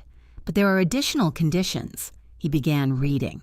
Any beneficiary who attempts to pressure, manipulate, threaten, or intimidate another beneficiary regarding distributions shall immediately lose all discretionary benefits under this trust. Rachel exchanged an uneasy glance with Nathan. Michael continued, RT. Any beneficiary convicted of fraud involving family assets shall automatically forfeit all remaining interests reserved for them. Nathan's expression became serious again. Then came another condition. Any beneficiary who demonstrates genuine accountability and restitution before final distribution may receive opportunities specifically reserved by my trustee. Ethan looked confused. So people can earn back trust? Michael smiled slightly. That appears to have been Mr. Gibson's hope, Daniel. Always believing people could become better. Michael flipped farther into the binder. Now we will discuss the individual allocations. The room became completely silent. Even the grandfather clock seemed louder. The first beneficiary, he looked directly at me. Mrs. Isabella Gibson. I instinctively held my breath. Michael continued.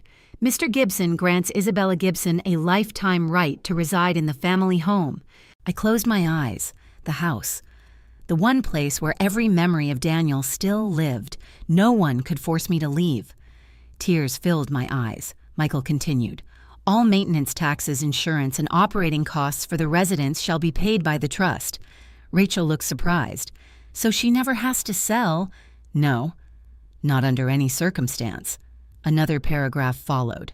Mrs. Gibson shall also receive sufficient annual income from the trust to maintain her current standard of living without using her teacher's retirement pension. I covered my mouth. Daniel had kept his promise. Even after death, my pension remained untouched, exactly as he had wanted. Michael paused before continuing. The trust further states, he adjusted his glasses, Bella spent her life caring for others. She's never to spend her retirement worrying whether she can afford groceries, medication, or heat. I couldn't stop crying. Daniel knew every fear I'd quietly carried as retirement approached. He had erased them without ever telling me. Nathan reached across the table and gently handed me a tissue. A week earlier, I couldn't have imagined such a gesture. Michael continued. The remaining beneficiaries include Nathan Gibson. Nathan straightened. Rachel Gibson. She looked toward him. And Ethan Gibson. Each of them listened carefully.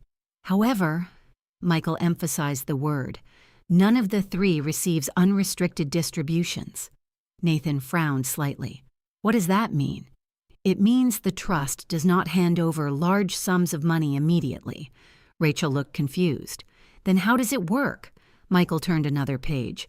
Distributions occur gradually, based on demonstrated financial responsibility, business proposals, independent review, and compliance with the conditions your father established. Nathan gave a slow nod. So Dad didn't leave us blank checks. No, he left opportunities. That sentence lingered in the room. Opportunities, not entitlements. Ethan quietly smiled.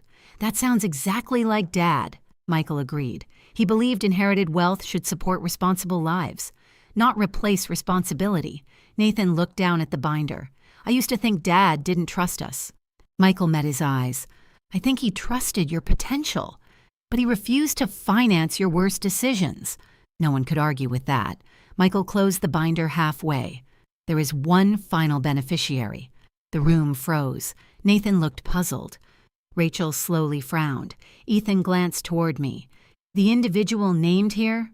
Michael said carefully, is not related to Mr. Gibson by blood. I felt my heartbeat quicken, the same person Daniel had mentioned in yesterday's letter, the person whose honesty had restored his faith in integrity.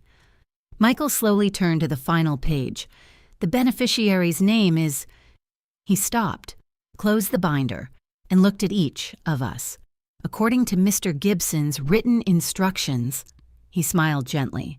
She deserves to be introduced properly. Nathan blinked. What? Tomorrow. The briefcase clicked shut. I will tell you who Olivia Parker is. The name echoed through the room. None of us recognized it, yet somehow, by the calm certainty in Michael's voice, I knew that before tomorrow night ended, this complete stranger would forever become part of Daniel Gibson's legacy, and perhaps part of our family's future as well. The name lingered in my mind all night. Olivia Parker. I repeated it to myself while washing dishes, while folding laundry, while lying awake long after midnight. It meant nothing to me. I searched my memory for every holiday dinner, every company picnic, every church fundraiser, every neighborhood gathering Daniel and I had attended over the years. No Olivia Parker, not once. The same mystery clearly haunted everyone else. At 10 the next morning, my phone rang. Nathan. I hesitated before answering. Hello? Good morning, Isabella. For years, he had always called me Bella with a tone that sounded forced or simply Dad's wife whenever he was upset. Hearing my full name spoken respectfully felt strangely unfamiliar. I was wondering... He paused awkwardly. Have you ever heard Dad mention Olivia Parker? No. Neither have Rachel or Ethan, he sighed. We've been trying to figure it out all morning. I wish I could help. So do I. Before hanging up, he quietly added, I'll see you tonight. It was a simple sentence, but it carried none of the bitterness that had colored our conversations for decades. That evening, everyone arrived early again. Rachel had brought homemade banana bread. I remembered Dad liked this. She smiled sadly. I haven't baked it in years. Ethan quietly helped me set the table. Nathan lit the small lamp beside Daniel's favorite chair because he knew the overhead lights always bothered his father's eyes. Little things, tiny acts of thoughtfulness. Daniel would have noticed every one of them. Perhaps. He already had. Michael Bennett entered at exactly 7 o'clock. As always, the leather briefcase rested securely in his hand. Tonight, however, someone followed him through the front door. A young woman. She appeared to be around 30 years old. She wore a navy blue blazer over a simple cream blouse. Her dark brown hair was neatly tied back. She carried no expensive purse, no jewelry beyond a modest silver watch. Her posture was calm, but her eyes revealed unmistakable nervousness. Michael looked toward us. I believe it's time. He turned slightly. This is Olivia Parker. The room became completely silent. Olivia offered a hesitant smile. Good evening. No one answered immediately. Nathan finally spoke. Have we met before? She shook her head. No. Rachel looked equally confused. Did you work with Dad? No. Were you one of his clients? Again. No. Michael gently motioned for Olivia to sit. She chose the chair farthest from everyone else, almost as though she feared she wasn't welcome. I immediately recognized that feeling. I had spent years sitting exactly the same way. Michael opened the briefcase and removed another envelope. This introduction is written entirely by Mr. Gibson. He unfolded the pages. If Olivia Parker is sitting beside my family, he began, then she has reluctantly agreed to honor one final request from me. Olivia lowered her eyes. Michael continued, none of my children know her. Bella has never met her. That was intentional. Nathan frowned. Why, Michael kept reading. Because I never wanted anyone believing Olivia benefited from our friendship. He turned another page. The first time I met Olivia Parker, she was 23 years old. A memory unfolded through Daniel's words. She had just graduated from college. She interviewed for an entry-level administrative position at my construction company. Rachel looked surprised. Dad hired her. Michael nodded. He continued reading. She wasn't the most experienced applicant. She wasn't the most confident. but she was the only applicant who corrected a bookkeeping mistake during her interview instead of pretending not to notice it. Nathan smiled faintly. "That sounds like Dad," Michael agreed with a small nod before continuing. "Most people believe honesty is demonstrated when everything is easy. Real honesty appears when telling the truth could cost you something." Olivia quietly spoke for the first time. "I thought I'd lose the job." Her voice was soft. "I pointed out an accounting error during the interview. I assumed Mr. Gibson would think I was criticizing his company. Instead," a small smile crossed her face, "he hired me." Michael resumed reading. "Over the next several years, Olivia repeatedly proved something I had almost stopped believing. The integrity still existed." Nathan listened carefully. Michael continued. "She returned overpayments without being asked. She corrected invoices that favored her department. She admitted mistakes before anyone discovered them. Most importantly, she never confused loyalty with silence." Rachel slowly looked toward Olivia. "You worked for Dad a long time." Olivia nodded. "Almost 9 years. I couldn't believe it. Daniel had never once mentioned her. Not once." Michael seemed to anticipate the question. He opened another handwritten page. "Bella never knew about Olivia because there was nothing to know." A gentle smile appeared on my face. That sentence sounded exactly like Daniel.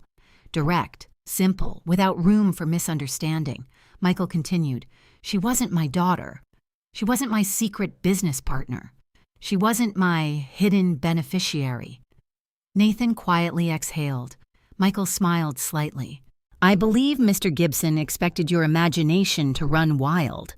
A few embarrassed smiles appeared around the table. Daniel knew us too well. Then Michael's expression grew serious again. Olivia became something much simpler. She became the employee who reminded me every day that character still mattered. Olivia blinked rapidly, trying to hold back tears. "I never knew he thought that." Michael looked at her kindly. "He never wanted praise to become your motivation." She lowered her head. "That sounds like him." Nathan leaned forward. "So why is she here now?" Michael turned another page. "Because every family needs at least one witness who gains nothing by lying." The room fell silent. Olivia looked genuinely confused. "I didn't know that's why you asked me to come." Michael nodded. "Neither did I until after Mr. Gibson passed away." Rachel quietly asked, "What exactly are you supposed to witness?" Michael placed another folder onto the table.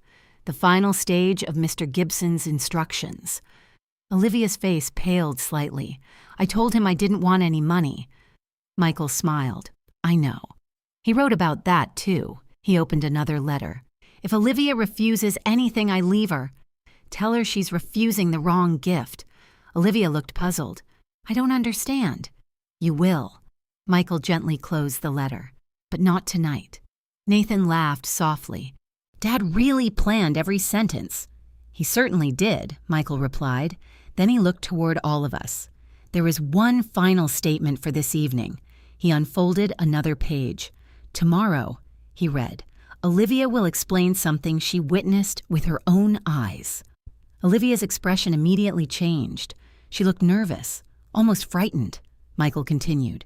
"What she tells you will confirm everything Richard Collins discovered during my investigation." Nathan frowned. "So she knows who deceived Dad?" Olivia swallowed slowly. She looked toward Michael.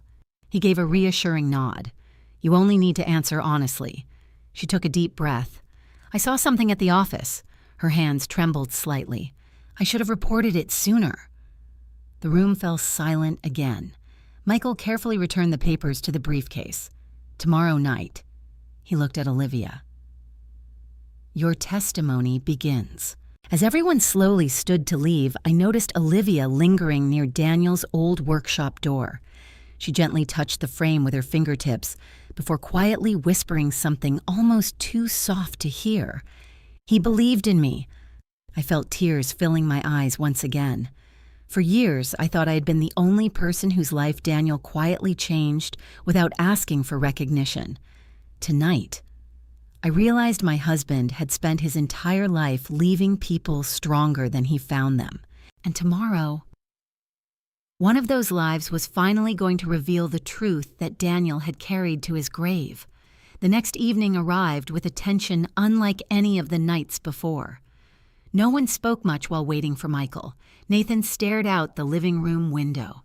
Rachel kept folding and unfolding a paper napkin. Ethan walked into the backyard twice before finally settling into his chair. Olivia arrived 5 minutes early. She stood on the front porch holding a small cardboard box. "I found these while cleaning my apartment," she said quietly. "They belong to Mr. Gibson."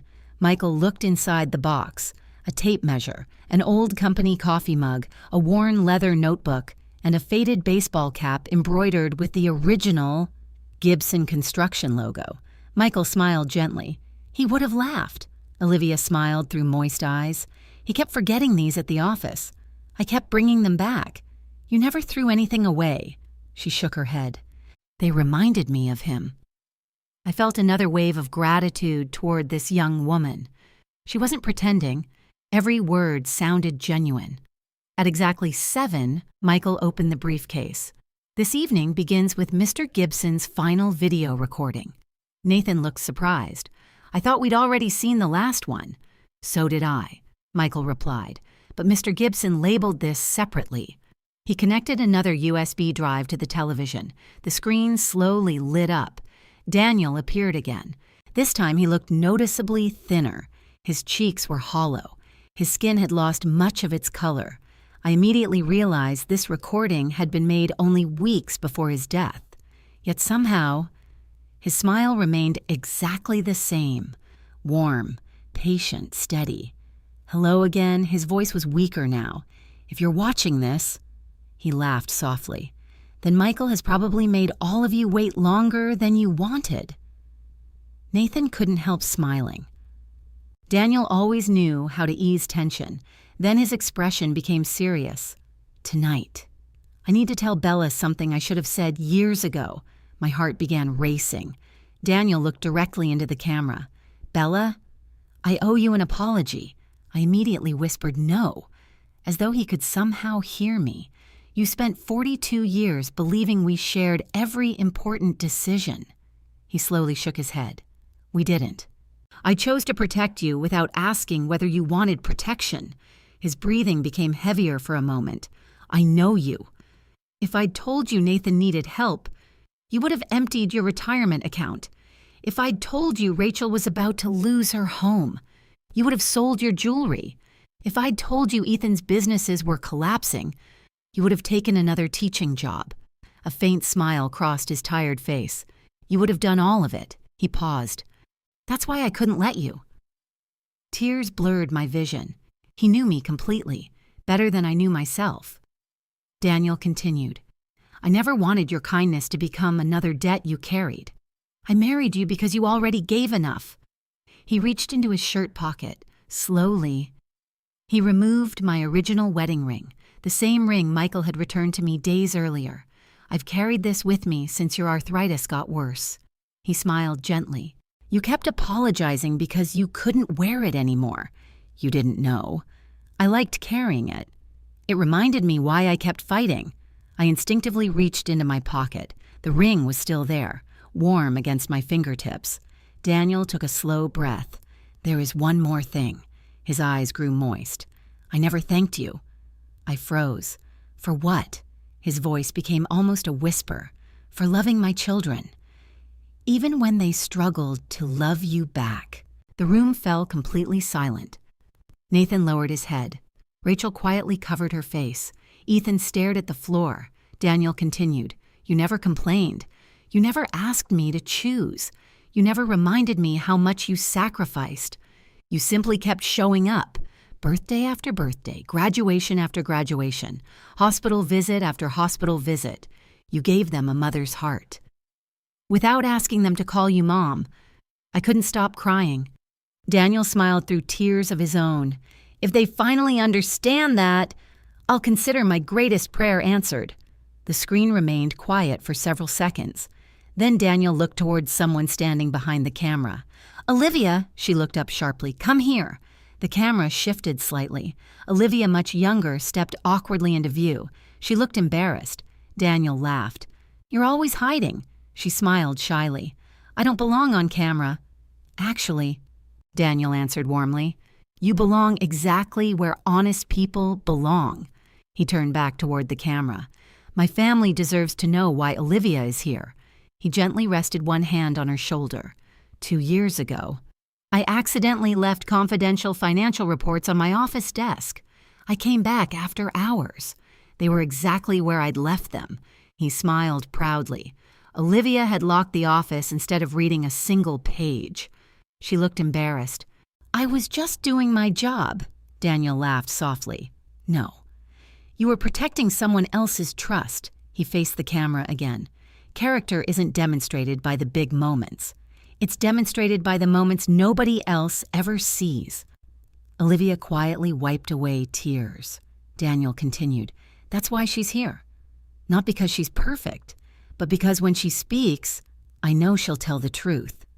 The screen faded briefly before the final portion began. Daniel looked noticeably weaker. His voice had become almost fragile. If this is my last message, he smiled gently, then let it be simple. He looked directly into the camera. Nathan. Nathan straightened. I'm proud of your determination, but stop measuring success by money. Rachel. She immediately began crying. You've always known how to build houses. Now learn how to rebuild relationships. Ethan, he smiled sadly, you've received many second chances. Don't waste the next one. Finally. He looked directly into the camera as though looking straight at me. Bella. His eyes filled completely. You made my life beautiful. I hope. His voice trembled. I hope I made yours feel safe. I broke down completely. Every emotion I'd held back since the funeral finally overwhelmed me. I cried harder than I had even on the day we buried him, because now I knew exactly how much he had loved me. The screen slowly faded to black. No music, no credits, only silence. For several long minutes, nobody moved.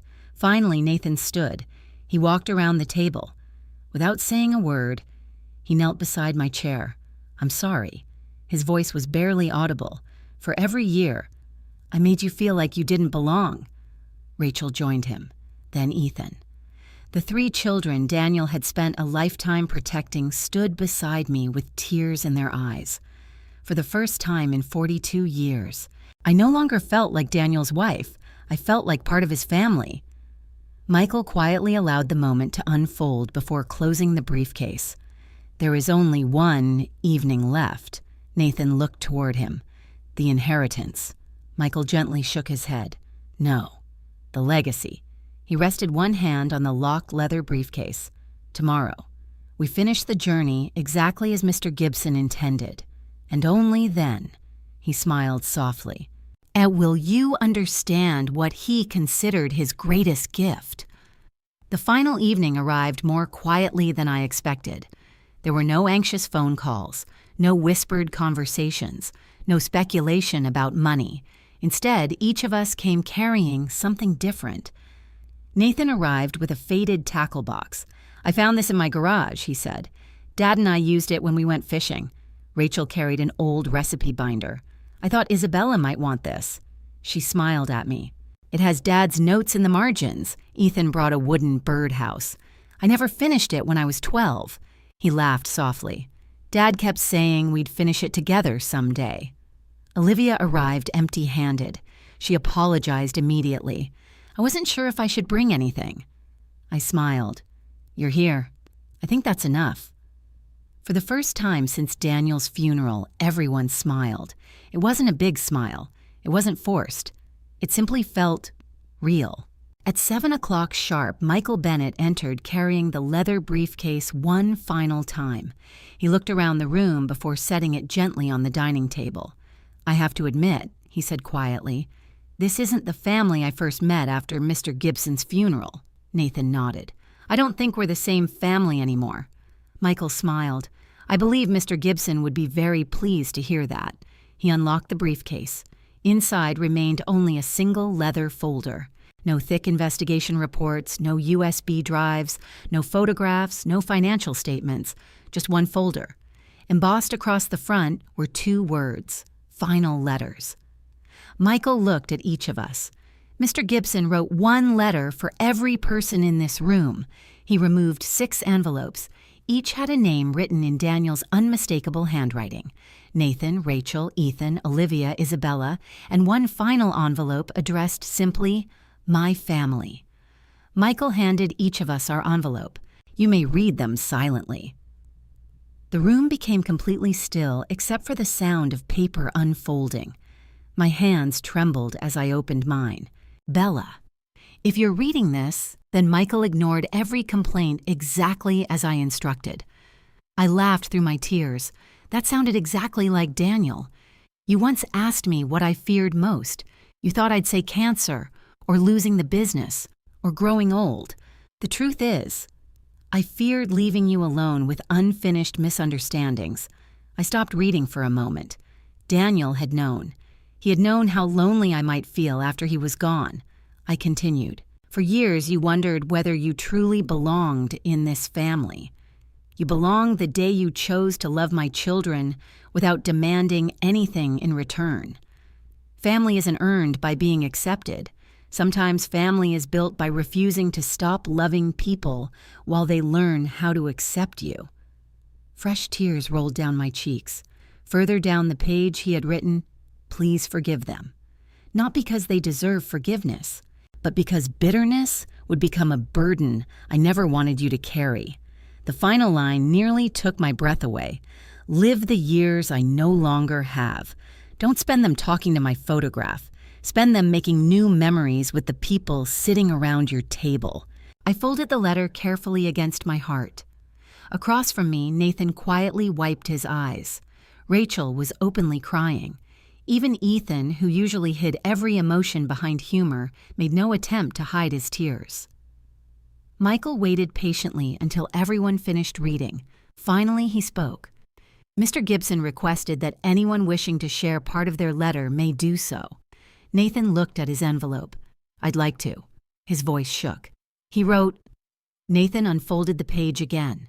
"My son, you've always believed strength meant carrying everything yourself." Nathan smiled sadly. "Real strength begins the day you admit you were wrong." He looked around the room. "I've spent most of my adult life trying to prove I was successful." He laughed quietly. "And somehow I became afraid of admitting mistakes." He looked at me. "I'm done living that way." Rachel spoke next. "Dad wrote," she took a breath, "you inherited your mother's eye for beautiful houses. Now build homes where people actually feel safe enough to tell the truth." Rachel smiled through tears. "I think he meant emotional homes." "I think so too," I whispered. Ethan unfolded his own letter. Dad kept it short. He laughed softly. "Stop chasing shortcuts." The room laughed with him. Then he continued reading. "Slow success built with honesty lasts longer than quick success built on excuses." Ethan nodded. "I've spent years looking for easy answers." "No more." Finally, everyone looked toward Olivia. She hesitated. "I don't know if I should." Michael smiled gently. "I believe Mr. Gibson hoped you would." She unfolded her letter. "Olivia, never allow my confidence in you to become pressure." Her voice became emotional. "You don't have to be perfect to remain trustworthy." She paused to compose herself. "Simply continue choosing honesty one ordinary day at a time." She looked down. "I've carried those words in my purse since Michael gave me the letter after the funeral." Nathan smiled warmly. "I think Dad chose the right person." Olivia blinked in surprise. "Thank you." There was no jealousy in his voice, only respect. Michael reached for the final unopened envelope. "This one is addressed to everyone." He slowly unfolded the pages. "If you're hearing this letter together, then my greatest wish has probably already come true." He looked around the room. "Perhaps you're finally listening to one another instead of arguing. Perhaps Bella is no longer sitting alone." I looked around the table. He was right. For the first time in decades, I wasn't. Michael continued, People often believe an inheritance answers one question: who gets what?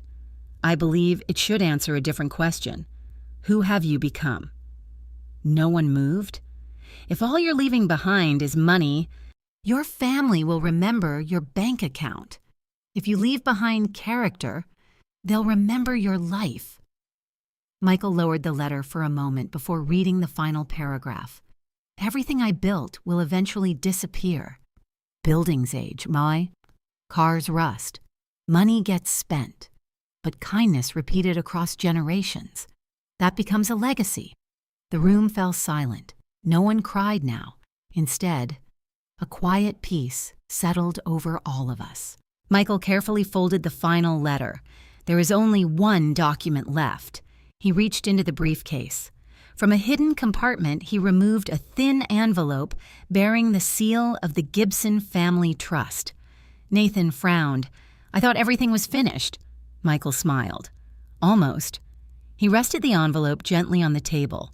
Mr. Gibson instructed me not to open this unless I believed his family had truly understood everything that came before. He looked around the room. For the first time since his passing, I believe you're ready. He placed one hand over the sealed envelope. This document doesn't distribute more money. Rachel looked puzzled. Then what does it do? Michael's smile widened. It reveals the final purpose of the Gibson Family Trust. He looked directly at me. And why Daniel believed his greatest investment would never be measured in dollars. The envelope remained sealed between us. One final truth, one final gift, one final chapter in the life of the man who had somehow managed to keep teaching his family. Even after saying goodbye, no one reached for the final envelope. It rested in the center of the table, untouched. For nearly a minute, the only sound in the room was the steady ticking of Daniel's grandfather clock. Michael Bennett finally broke the silence. I've carried this envelope for almost 7 months. He ran his fingers lightly across the seal. Mr. Gibson instructed me that if at any point I believed this family was still motivated by anger, greed, or revenge, he looked around the table. I was not to open it. Nathan leaned back in his chair. So if we'd stayed the way we were after the funeral. Michael nodded. You would never have heard what comes next. Rachel looked surprised. You really had that authority. I did. It was written directly into the trust. Ethan shook his head in amazement. Dad planned for everything. Michael smiled. He tried. With great care, he broke the wax seal. Inside was a single legal document and one handwritten letter. Michael picked up the letter first. I think Mr. Gibson wanted his own words to come before the legal language. He unfolded the pages. If this envelope has been opened, he began, then my family has already received something far more valuable than an inheritance. He paused. You've begun telling each other the truth. My eyes filled again. That alone had changed everything. Michael continued. When I first met Bella, she once told me that every child deserves one adult who believes in them. I smiled. I had said that many years ago after a difficult day teaching 3rd grade. Daniel had never forgotten. She spent decades believing in children that weren't biologically hers. Watching her changed me. It reminded me that love is an investment whose returns are measured in lives, not dollars. Michael lowered the page for a moment before continuing. That realization became the true reason I created the Gibson Family Trust. Nathan frowned slightly. I thought the trust was to protect the assets. Michael looked at him kindly. The assets were only the beginning. He lifted the legal document. This trust contains one final provision. Rachel leaned forward. What provision? Michael placed the document flat on the table. Beginning immediately, 10% of the annual profits generated by the Gibson Family Trust will permanently fund a charitable foundation. The room fell silent. A foundation, Ethan repeated. Michael nodded. The Daniel and Isabella Gibson Foundation. I covered my mouth. My name. Michael smiled warmly. Your husband insisted. He continued reading from the legal document. The foundation's mission is to provide scholarships for first-generation college students, pursuing careers in education, skilled trades nursing, and public service. Nathan blinked. Teachers, Michael nodded. Because Bella devoted her life to education, he continued. It will also provide emergency grants for widows, retired teachers facing financial hardship, and apprentices entering the construction trades. Rachel whispered, "Those were everything Dad cared about." "They were," Michael replied. "He wanted young people to have opportunities. He wanted elderly people to have dignity. And he wanted honest workers to receive encouragement before desperation forced them into impossible choices." I felt overwhelmed. This wasn't just Daniel's legacy. It reflected our entire life together, teaching, building, serving, helping. Michael continued reading. "Money sitting in an account eventually loses its purpose. Money changing someone's future never does." Nathan slowly smiled. "That sounds exactly like Dad." Michael nodded. "There's more." He turned another page. "The foundation shall be governed by a board consisting of 5 members. He read each name carefully. "Isabella Gibson." I looked up. "Nathan Gibson." Nathan nodded silently. "Rachel Gibson." She smiled through tears. "Ethan Gibson." He took a deep breath. "And," Michael looked toward Olivia, "Olivia Parker." Olivia's eyes widened. "What?" She looked genuinely startled. "There has to be some mistake." "There isn't," Michael answered gently. "I don't belong on something like this." Michael unfolded another handwritten note. Mr. Gibson anticipated that response. He smiled before reading. "Olivia will probably refuse." A few quiet laughs filled the room. "Tell her that trustees are not chosen because they are important. They are chosen because they can be trusted when no one is watching." Olivia lowered her head, unable to speak. Nathan turned toward her. "I'd be honored to serve with you." Rachel nodded. "So would I." Ethan smiled. "I think Dad picked the right team." For the first time since she had entered our home, Olivia looked like she truly believed she belonged there. Michael continued. "The trust also requires every board decision involving scholarships or grants to be approved by at least 4 of the 5 trustees." Nathan smiled. "So none of us can control it alone." "Exactly. Dad wanted cooperation." "He did." Michael reached the final section of the legal document. "There is one additional requirement." He adjusted his glasses. "Every year on the anniversary of Mr. Gibson's passing, the board shall gather at the family home for dinner before conducting foundation business." Rachel laughed softly through her tears. "Dad scheduled family dinner into the trust." Michael couldn't help smiling. "He certainly did." "And attendance?" Nathan asked. "Strongly encouraged." Michael shook his head. "Mandatory for trustees unless prevented by illness or extraordinary circumstances." Even Ethan laughed. "He's still making us come to dinner." "Yes," Michael replied, "and I suspect that was entirely intentional." The laughter slowly faded into comfortable silence. Then Michael picked up the final handwritten page. "This is the last message Mr. Gibson ever wrote." His voice softened. "My children, if you're reading this together, please remember that forgiveness isn't pretending the past never happened. Forgiveness is choosing not to let the past decide every tomorrow." Nathan quietly reached across the table. He looked at me. "I can't change how I treated you." "No," I answered gently, "you can't. But I hope I can change how I treat you from now on." I smiled. "That's all anyone can do." Rachel stood and walked around the table. Without saying a word, she wrapped her arms around me. "I've wanted to do that all week," she whispered. "I'm sorry it took me 42 years. I hugged her tightly. "It wasn't 42 years. She looked confused. "What do you mean?" I smiled through tears. "It starts today." A moment later, Ethan joined us, then Nathan. Even Olivia hesitated before stepping closer. Soon all 5 of us stood together in the middle of the dining room, a family that had once seemed impossible to heal. Michael quietly watched before clearing his throat. "I believe Mr. Gibson would call this meeting a success." We all laughed. For the first time since Daniel died, the laughter didn't hurt, it healed. As the evening drew to a close, Michael carefully locked the now empty leather briefcase. For days it had carried evidence, secrets, fear, regret. Now it carried nothing at all. Its purpose had been fulfilled. Michael rested one hand on it and smiled. Tomorrow isn't about another document. Nathan looked surprised. Then what's left? Michael glanced around the room one final time. Tomorrow, he said softly, belongs entirely to the living. The morning after our final meeting with Michael, I woke before sunrise. For the first time in weeks, I didn't reach automatically for Daniel's side of the bed, expecting to feel the familiar emptiness. Instead, I found myself thinking about something he had written. Don't spend your years talking to my photograph. Spend them making new memories with the people sitting around your table. I sat quietly with those words. For 42 years, Daniel had been the center that held our family together. Now somehow he had managed to do the same thing after he was gone.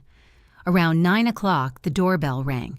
When I opened it, Nathan stood on the porch holding a toolbox. I noticed the front gate still sticks. He smiled awkwardly. Dad kept saying he'd fix it. I laughed. He did. 3 years in a row, Nathan chuckled. I figured maybe I finally should. Before I could answer, another car pulled into the driveway. Rachel stepped out carrying several grocery bags. I thought we could cook lunch together. She looked at me almost nervously. If that's okay. It sounds wonderful. A few minutes later, Ethan arrived with paint cans in the back of his truck. I remembered Dad wanted to repaint the porch this summer. He scratched the back of his neck. I thought maybe we could finish what he started. I looked at all 3 of them. Not one had mentioned lawyers. Not one had mentioned money. They had simply come home. By noon, the house was filled with sounds I hadn't heard in years. Nathan adjusted the front gate until it swung smoothly.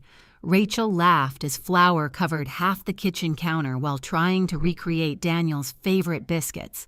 Ethan painted the porch railing while humming an old country song Daniel used to sing terribly out of tune. I stood in the doorway watching them. For the first time since Daniel's funeral, the house felt alive. Later that afternoon, another familiar car stopped outside. Olivia stepped out carrying a folder. I hope I'm not interrupting. Not at all, I said. Nathan waved her inside. We're just making a mess. She laughed. I brought the foundation paperwork. Then she looked around at the paintbrushes, open windows, and smell of fresh bread. Her smile widened. I think Mr. Gibson would approve. We gathered around the dining room table once again, but this time there was no leather briefcase, no sealed envelopes, no investigations, only notebooks, coffee cups, and ideas. Michael joined us shortly afterward. As attorney for the trust, he said, today is the first official meeting of the Daniel and Isabella Gibson Foundation. He handed each of us a folder. Our first agenda item is selecting this year's scholarship recipients. Rachel looked through the paperwork. There are so many applications, Michael nodded. More than 200. Nathan quietly read one. This student works nights to help support his grandmother. Ethan picked up another. This woman wants to become a nurse after caring for her father during cancer treatment. Olivia smiled softly. Every application reminds me why Mr. Gibson created this. For the next several hours, we discussed dreams instead of inheritance, possibilities instead of resentment, hope instead of suspicion. When we finally selected the first scholarship recipients, no one talked about how much money remained in the trust. We talked about the lives those scholarships might change. As the meeting ended, Michael removed one final item from his briefcase, a framed photograph, Daniel, standing beside me in our backyard, his arm around my shoulders, both of us laughing at something the camera had failed to capture. I almost forgot, Michael said. He wanted this displayed wherever the foundation held its meetings. I gently accepted the frame. Nathan smiled. Dad looks happy. He was, I answered. So are you. I looked around the room. For the first time in a long while, he was right. A month passed, then 3, then 6. Slowly life settled into a new rhythm. Every few weeks, one of the children would stop by without needing a reason. Sometimes Nathan came only to drink coffee. Rachel often asked for one of Daniel's old recipes. Ethan finally completed the wooden birdhouse he had started as a child. It now hung from the large oak tree in the backyard. The foundation awarded its first scholarships that autumn. One recipient was the grandson of a retired teacher who had nearly abandoned college because of tuition costs. Another was a young woman beginning an apprenticeship in carpentry. As I watched them accept their awards, I imagined Daniel smiling somewhere beyond my sight. His life's work was continuing, not through buildings, not through bank accounts, but through people. On the first anniversary of Daniel's passing, we gathered exactly as the trust required. Dinner was loud. There were disagreements about dessert. Nathan insisted his grilled chicken had improved. Rachel argued that Ethan still painted too slowly. Olivia laughed harder than I had ever seen. For a moment, I forgot why we had gathered, until Nathan stood and gently tapped his glass. "I'd like to say something." The room became quiet. I used to think Dad's greatest gift was everything he left behind. He looked around the table. I was wrong. He turned toward me. His greatest gift was giving us another chance to become the family we should have been all along. No one spoke. There was nothing left to add. As dinner ended, I stepped onto the back porch alone. The evening breeze carried the scent of freshly cut grass. I looked toward the stars. "I kept my promise," I whispered. "I made new memories." The back door opened quietly behind me. Rachel smiled. "Talking to Dad?" I smiled back. "No. I think he'd rather I come inside." She slipped her arm through mine. "Then let's not keep everyone waiting." Together we walked back into the warm light of the dining room. The house Daniel built was no longer held together by walls. It was held together by forgiveness. And that I realized was the inheritance he had intended from the very beginning. When people think about inheritance, they usually imagine houses, savings accounts, businesses, or treasured possessions. Yet those things, valuable as they may be, are never the most important part of what we leave behind. Wealth can provide comfort, but it cannot replace trust. Property can be divided, but love must be chosen again and again. Daniel understood that the greatest legacy is not measured by the size of an estate, but by the character it inspires in the people who remain. His final gift was not money. It was the opportunity for his family to confront painful truths, accept responsibility, extend forgiveness, and begin again. Life is too short to let pride, resentment, or misunderstanding become permanent walls between the people we love. Sometimes the bravest thing we can do is admit we were wrong. Sometimes the greatest act of love is offering forgiveness even when it arrives years too late. And sometimes the family we hope for is built not in a single moment, but through countless ordinary choices to care for one another. If this story touched your heart, remember to cherish the people who are still here today. Don't wait for a farewell to say what needs to be said. Thank you for watching. If you enjoyed this story, please subscribe, and share it with someone who believes that forgiveness is stronger than pride. We'd also love to hear from you in the comments. What do you think is the greatest inheritance a parent can leave behind? And where are you watching from today?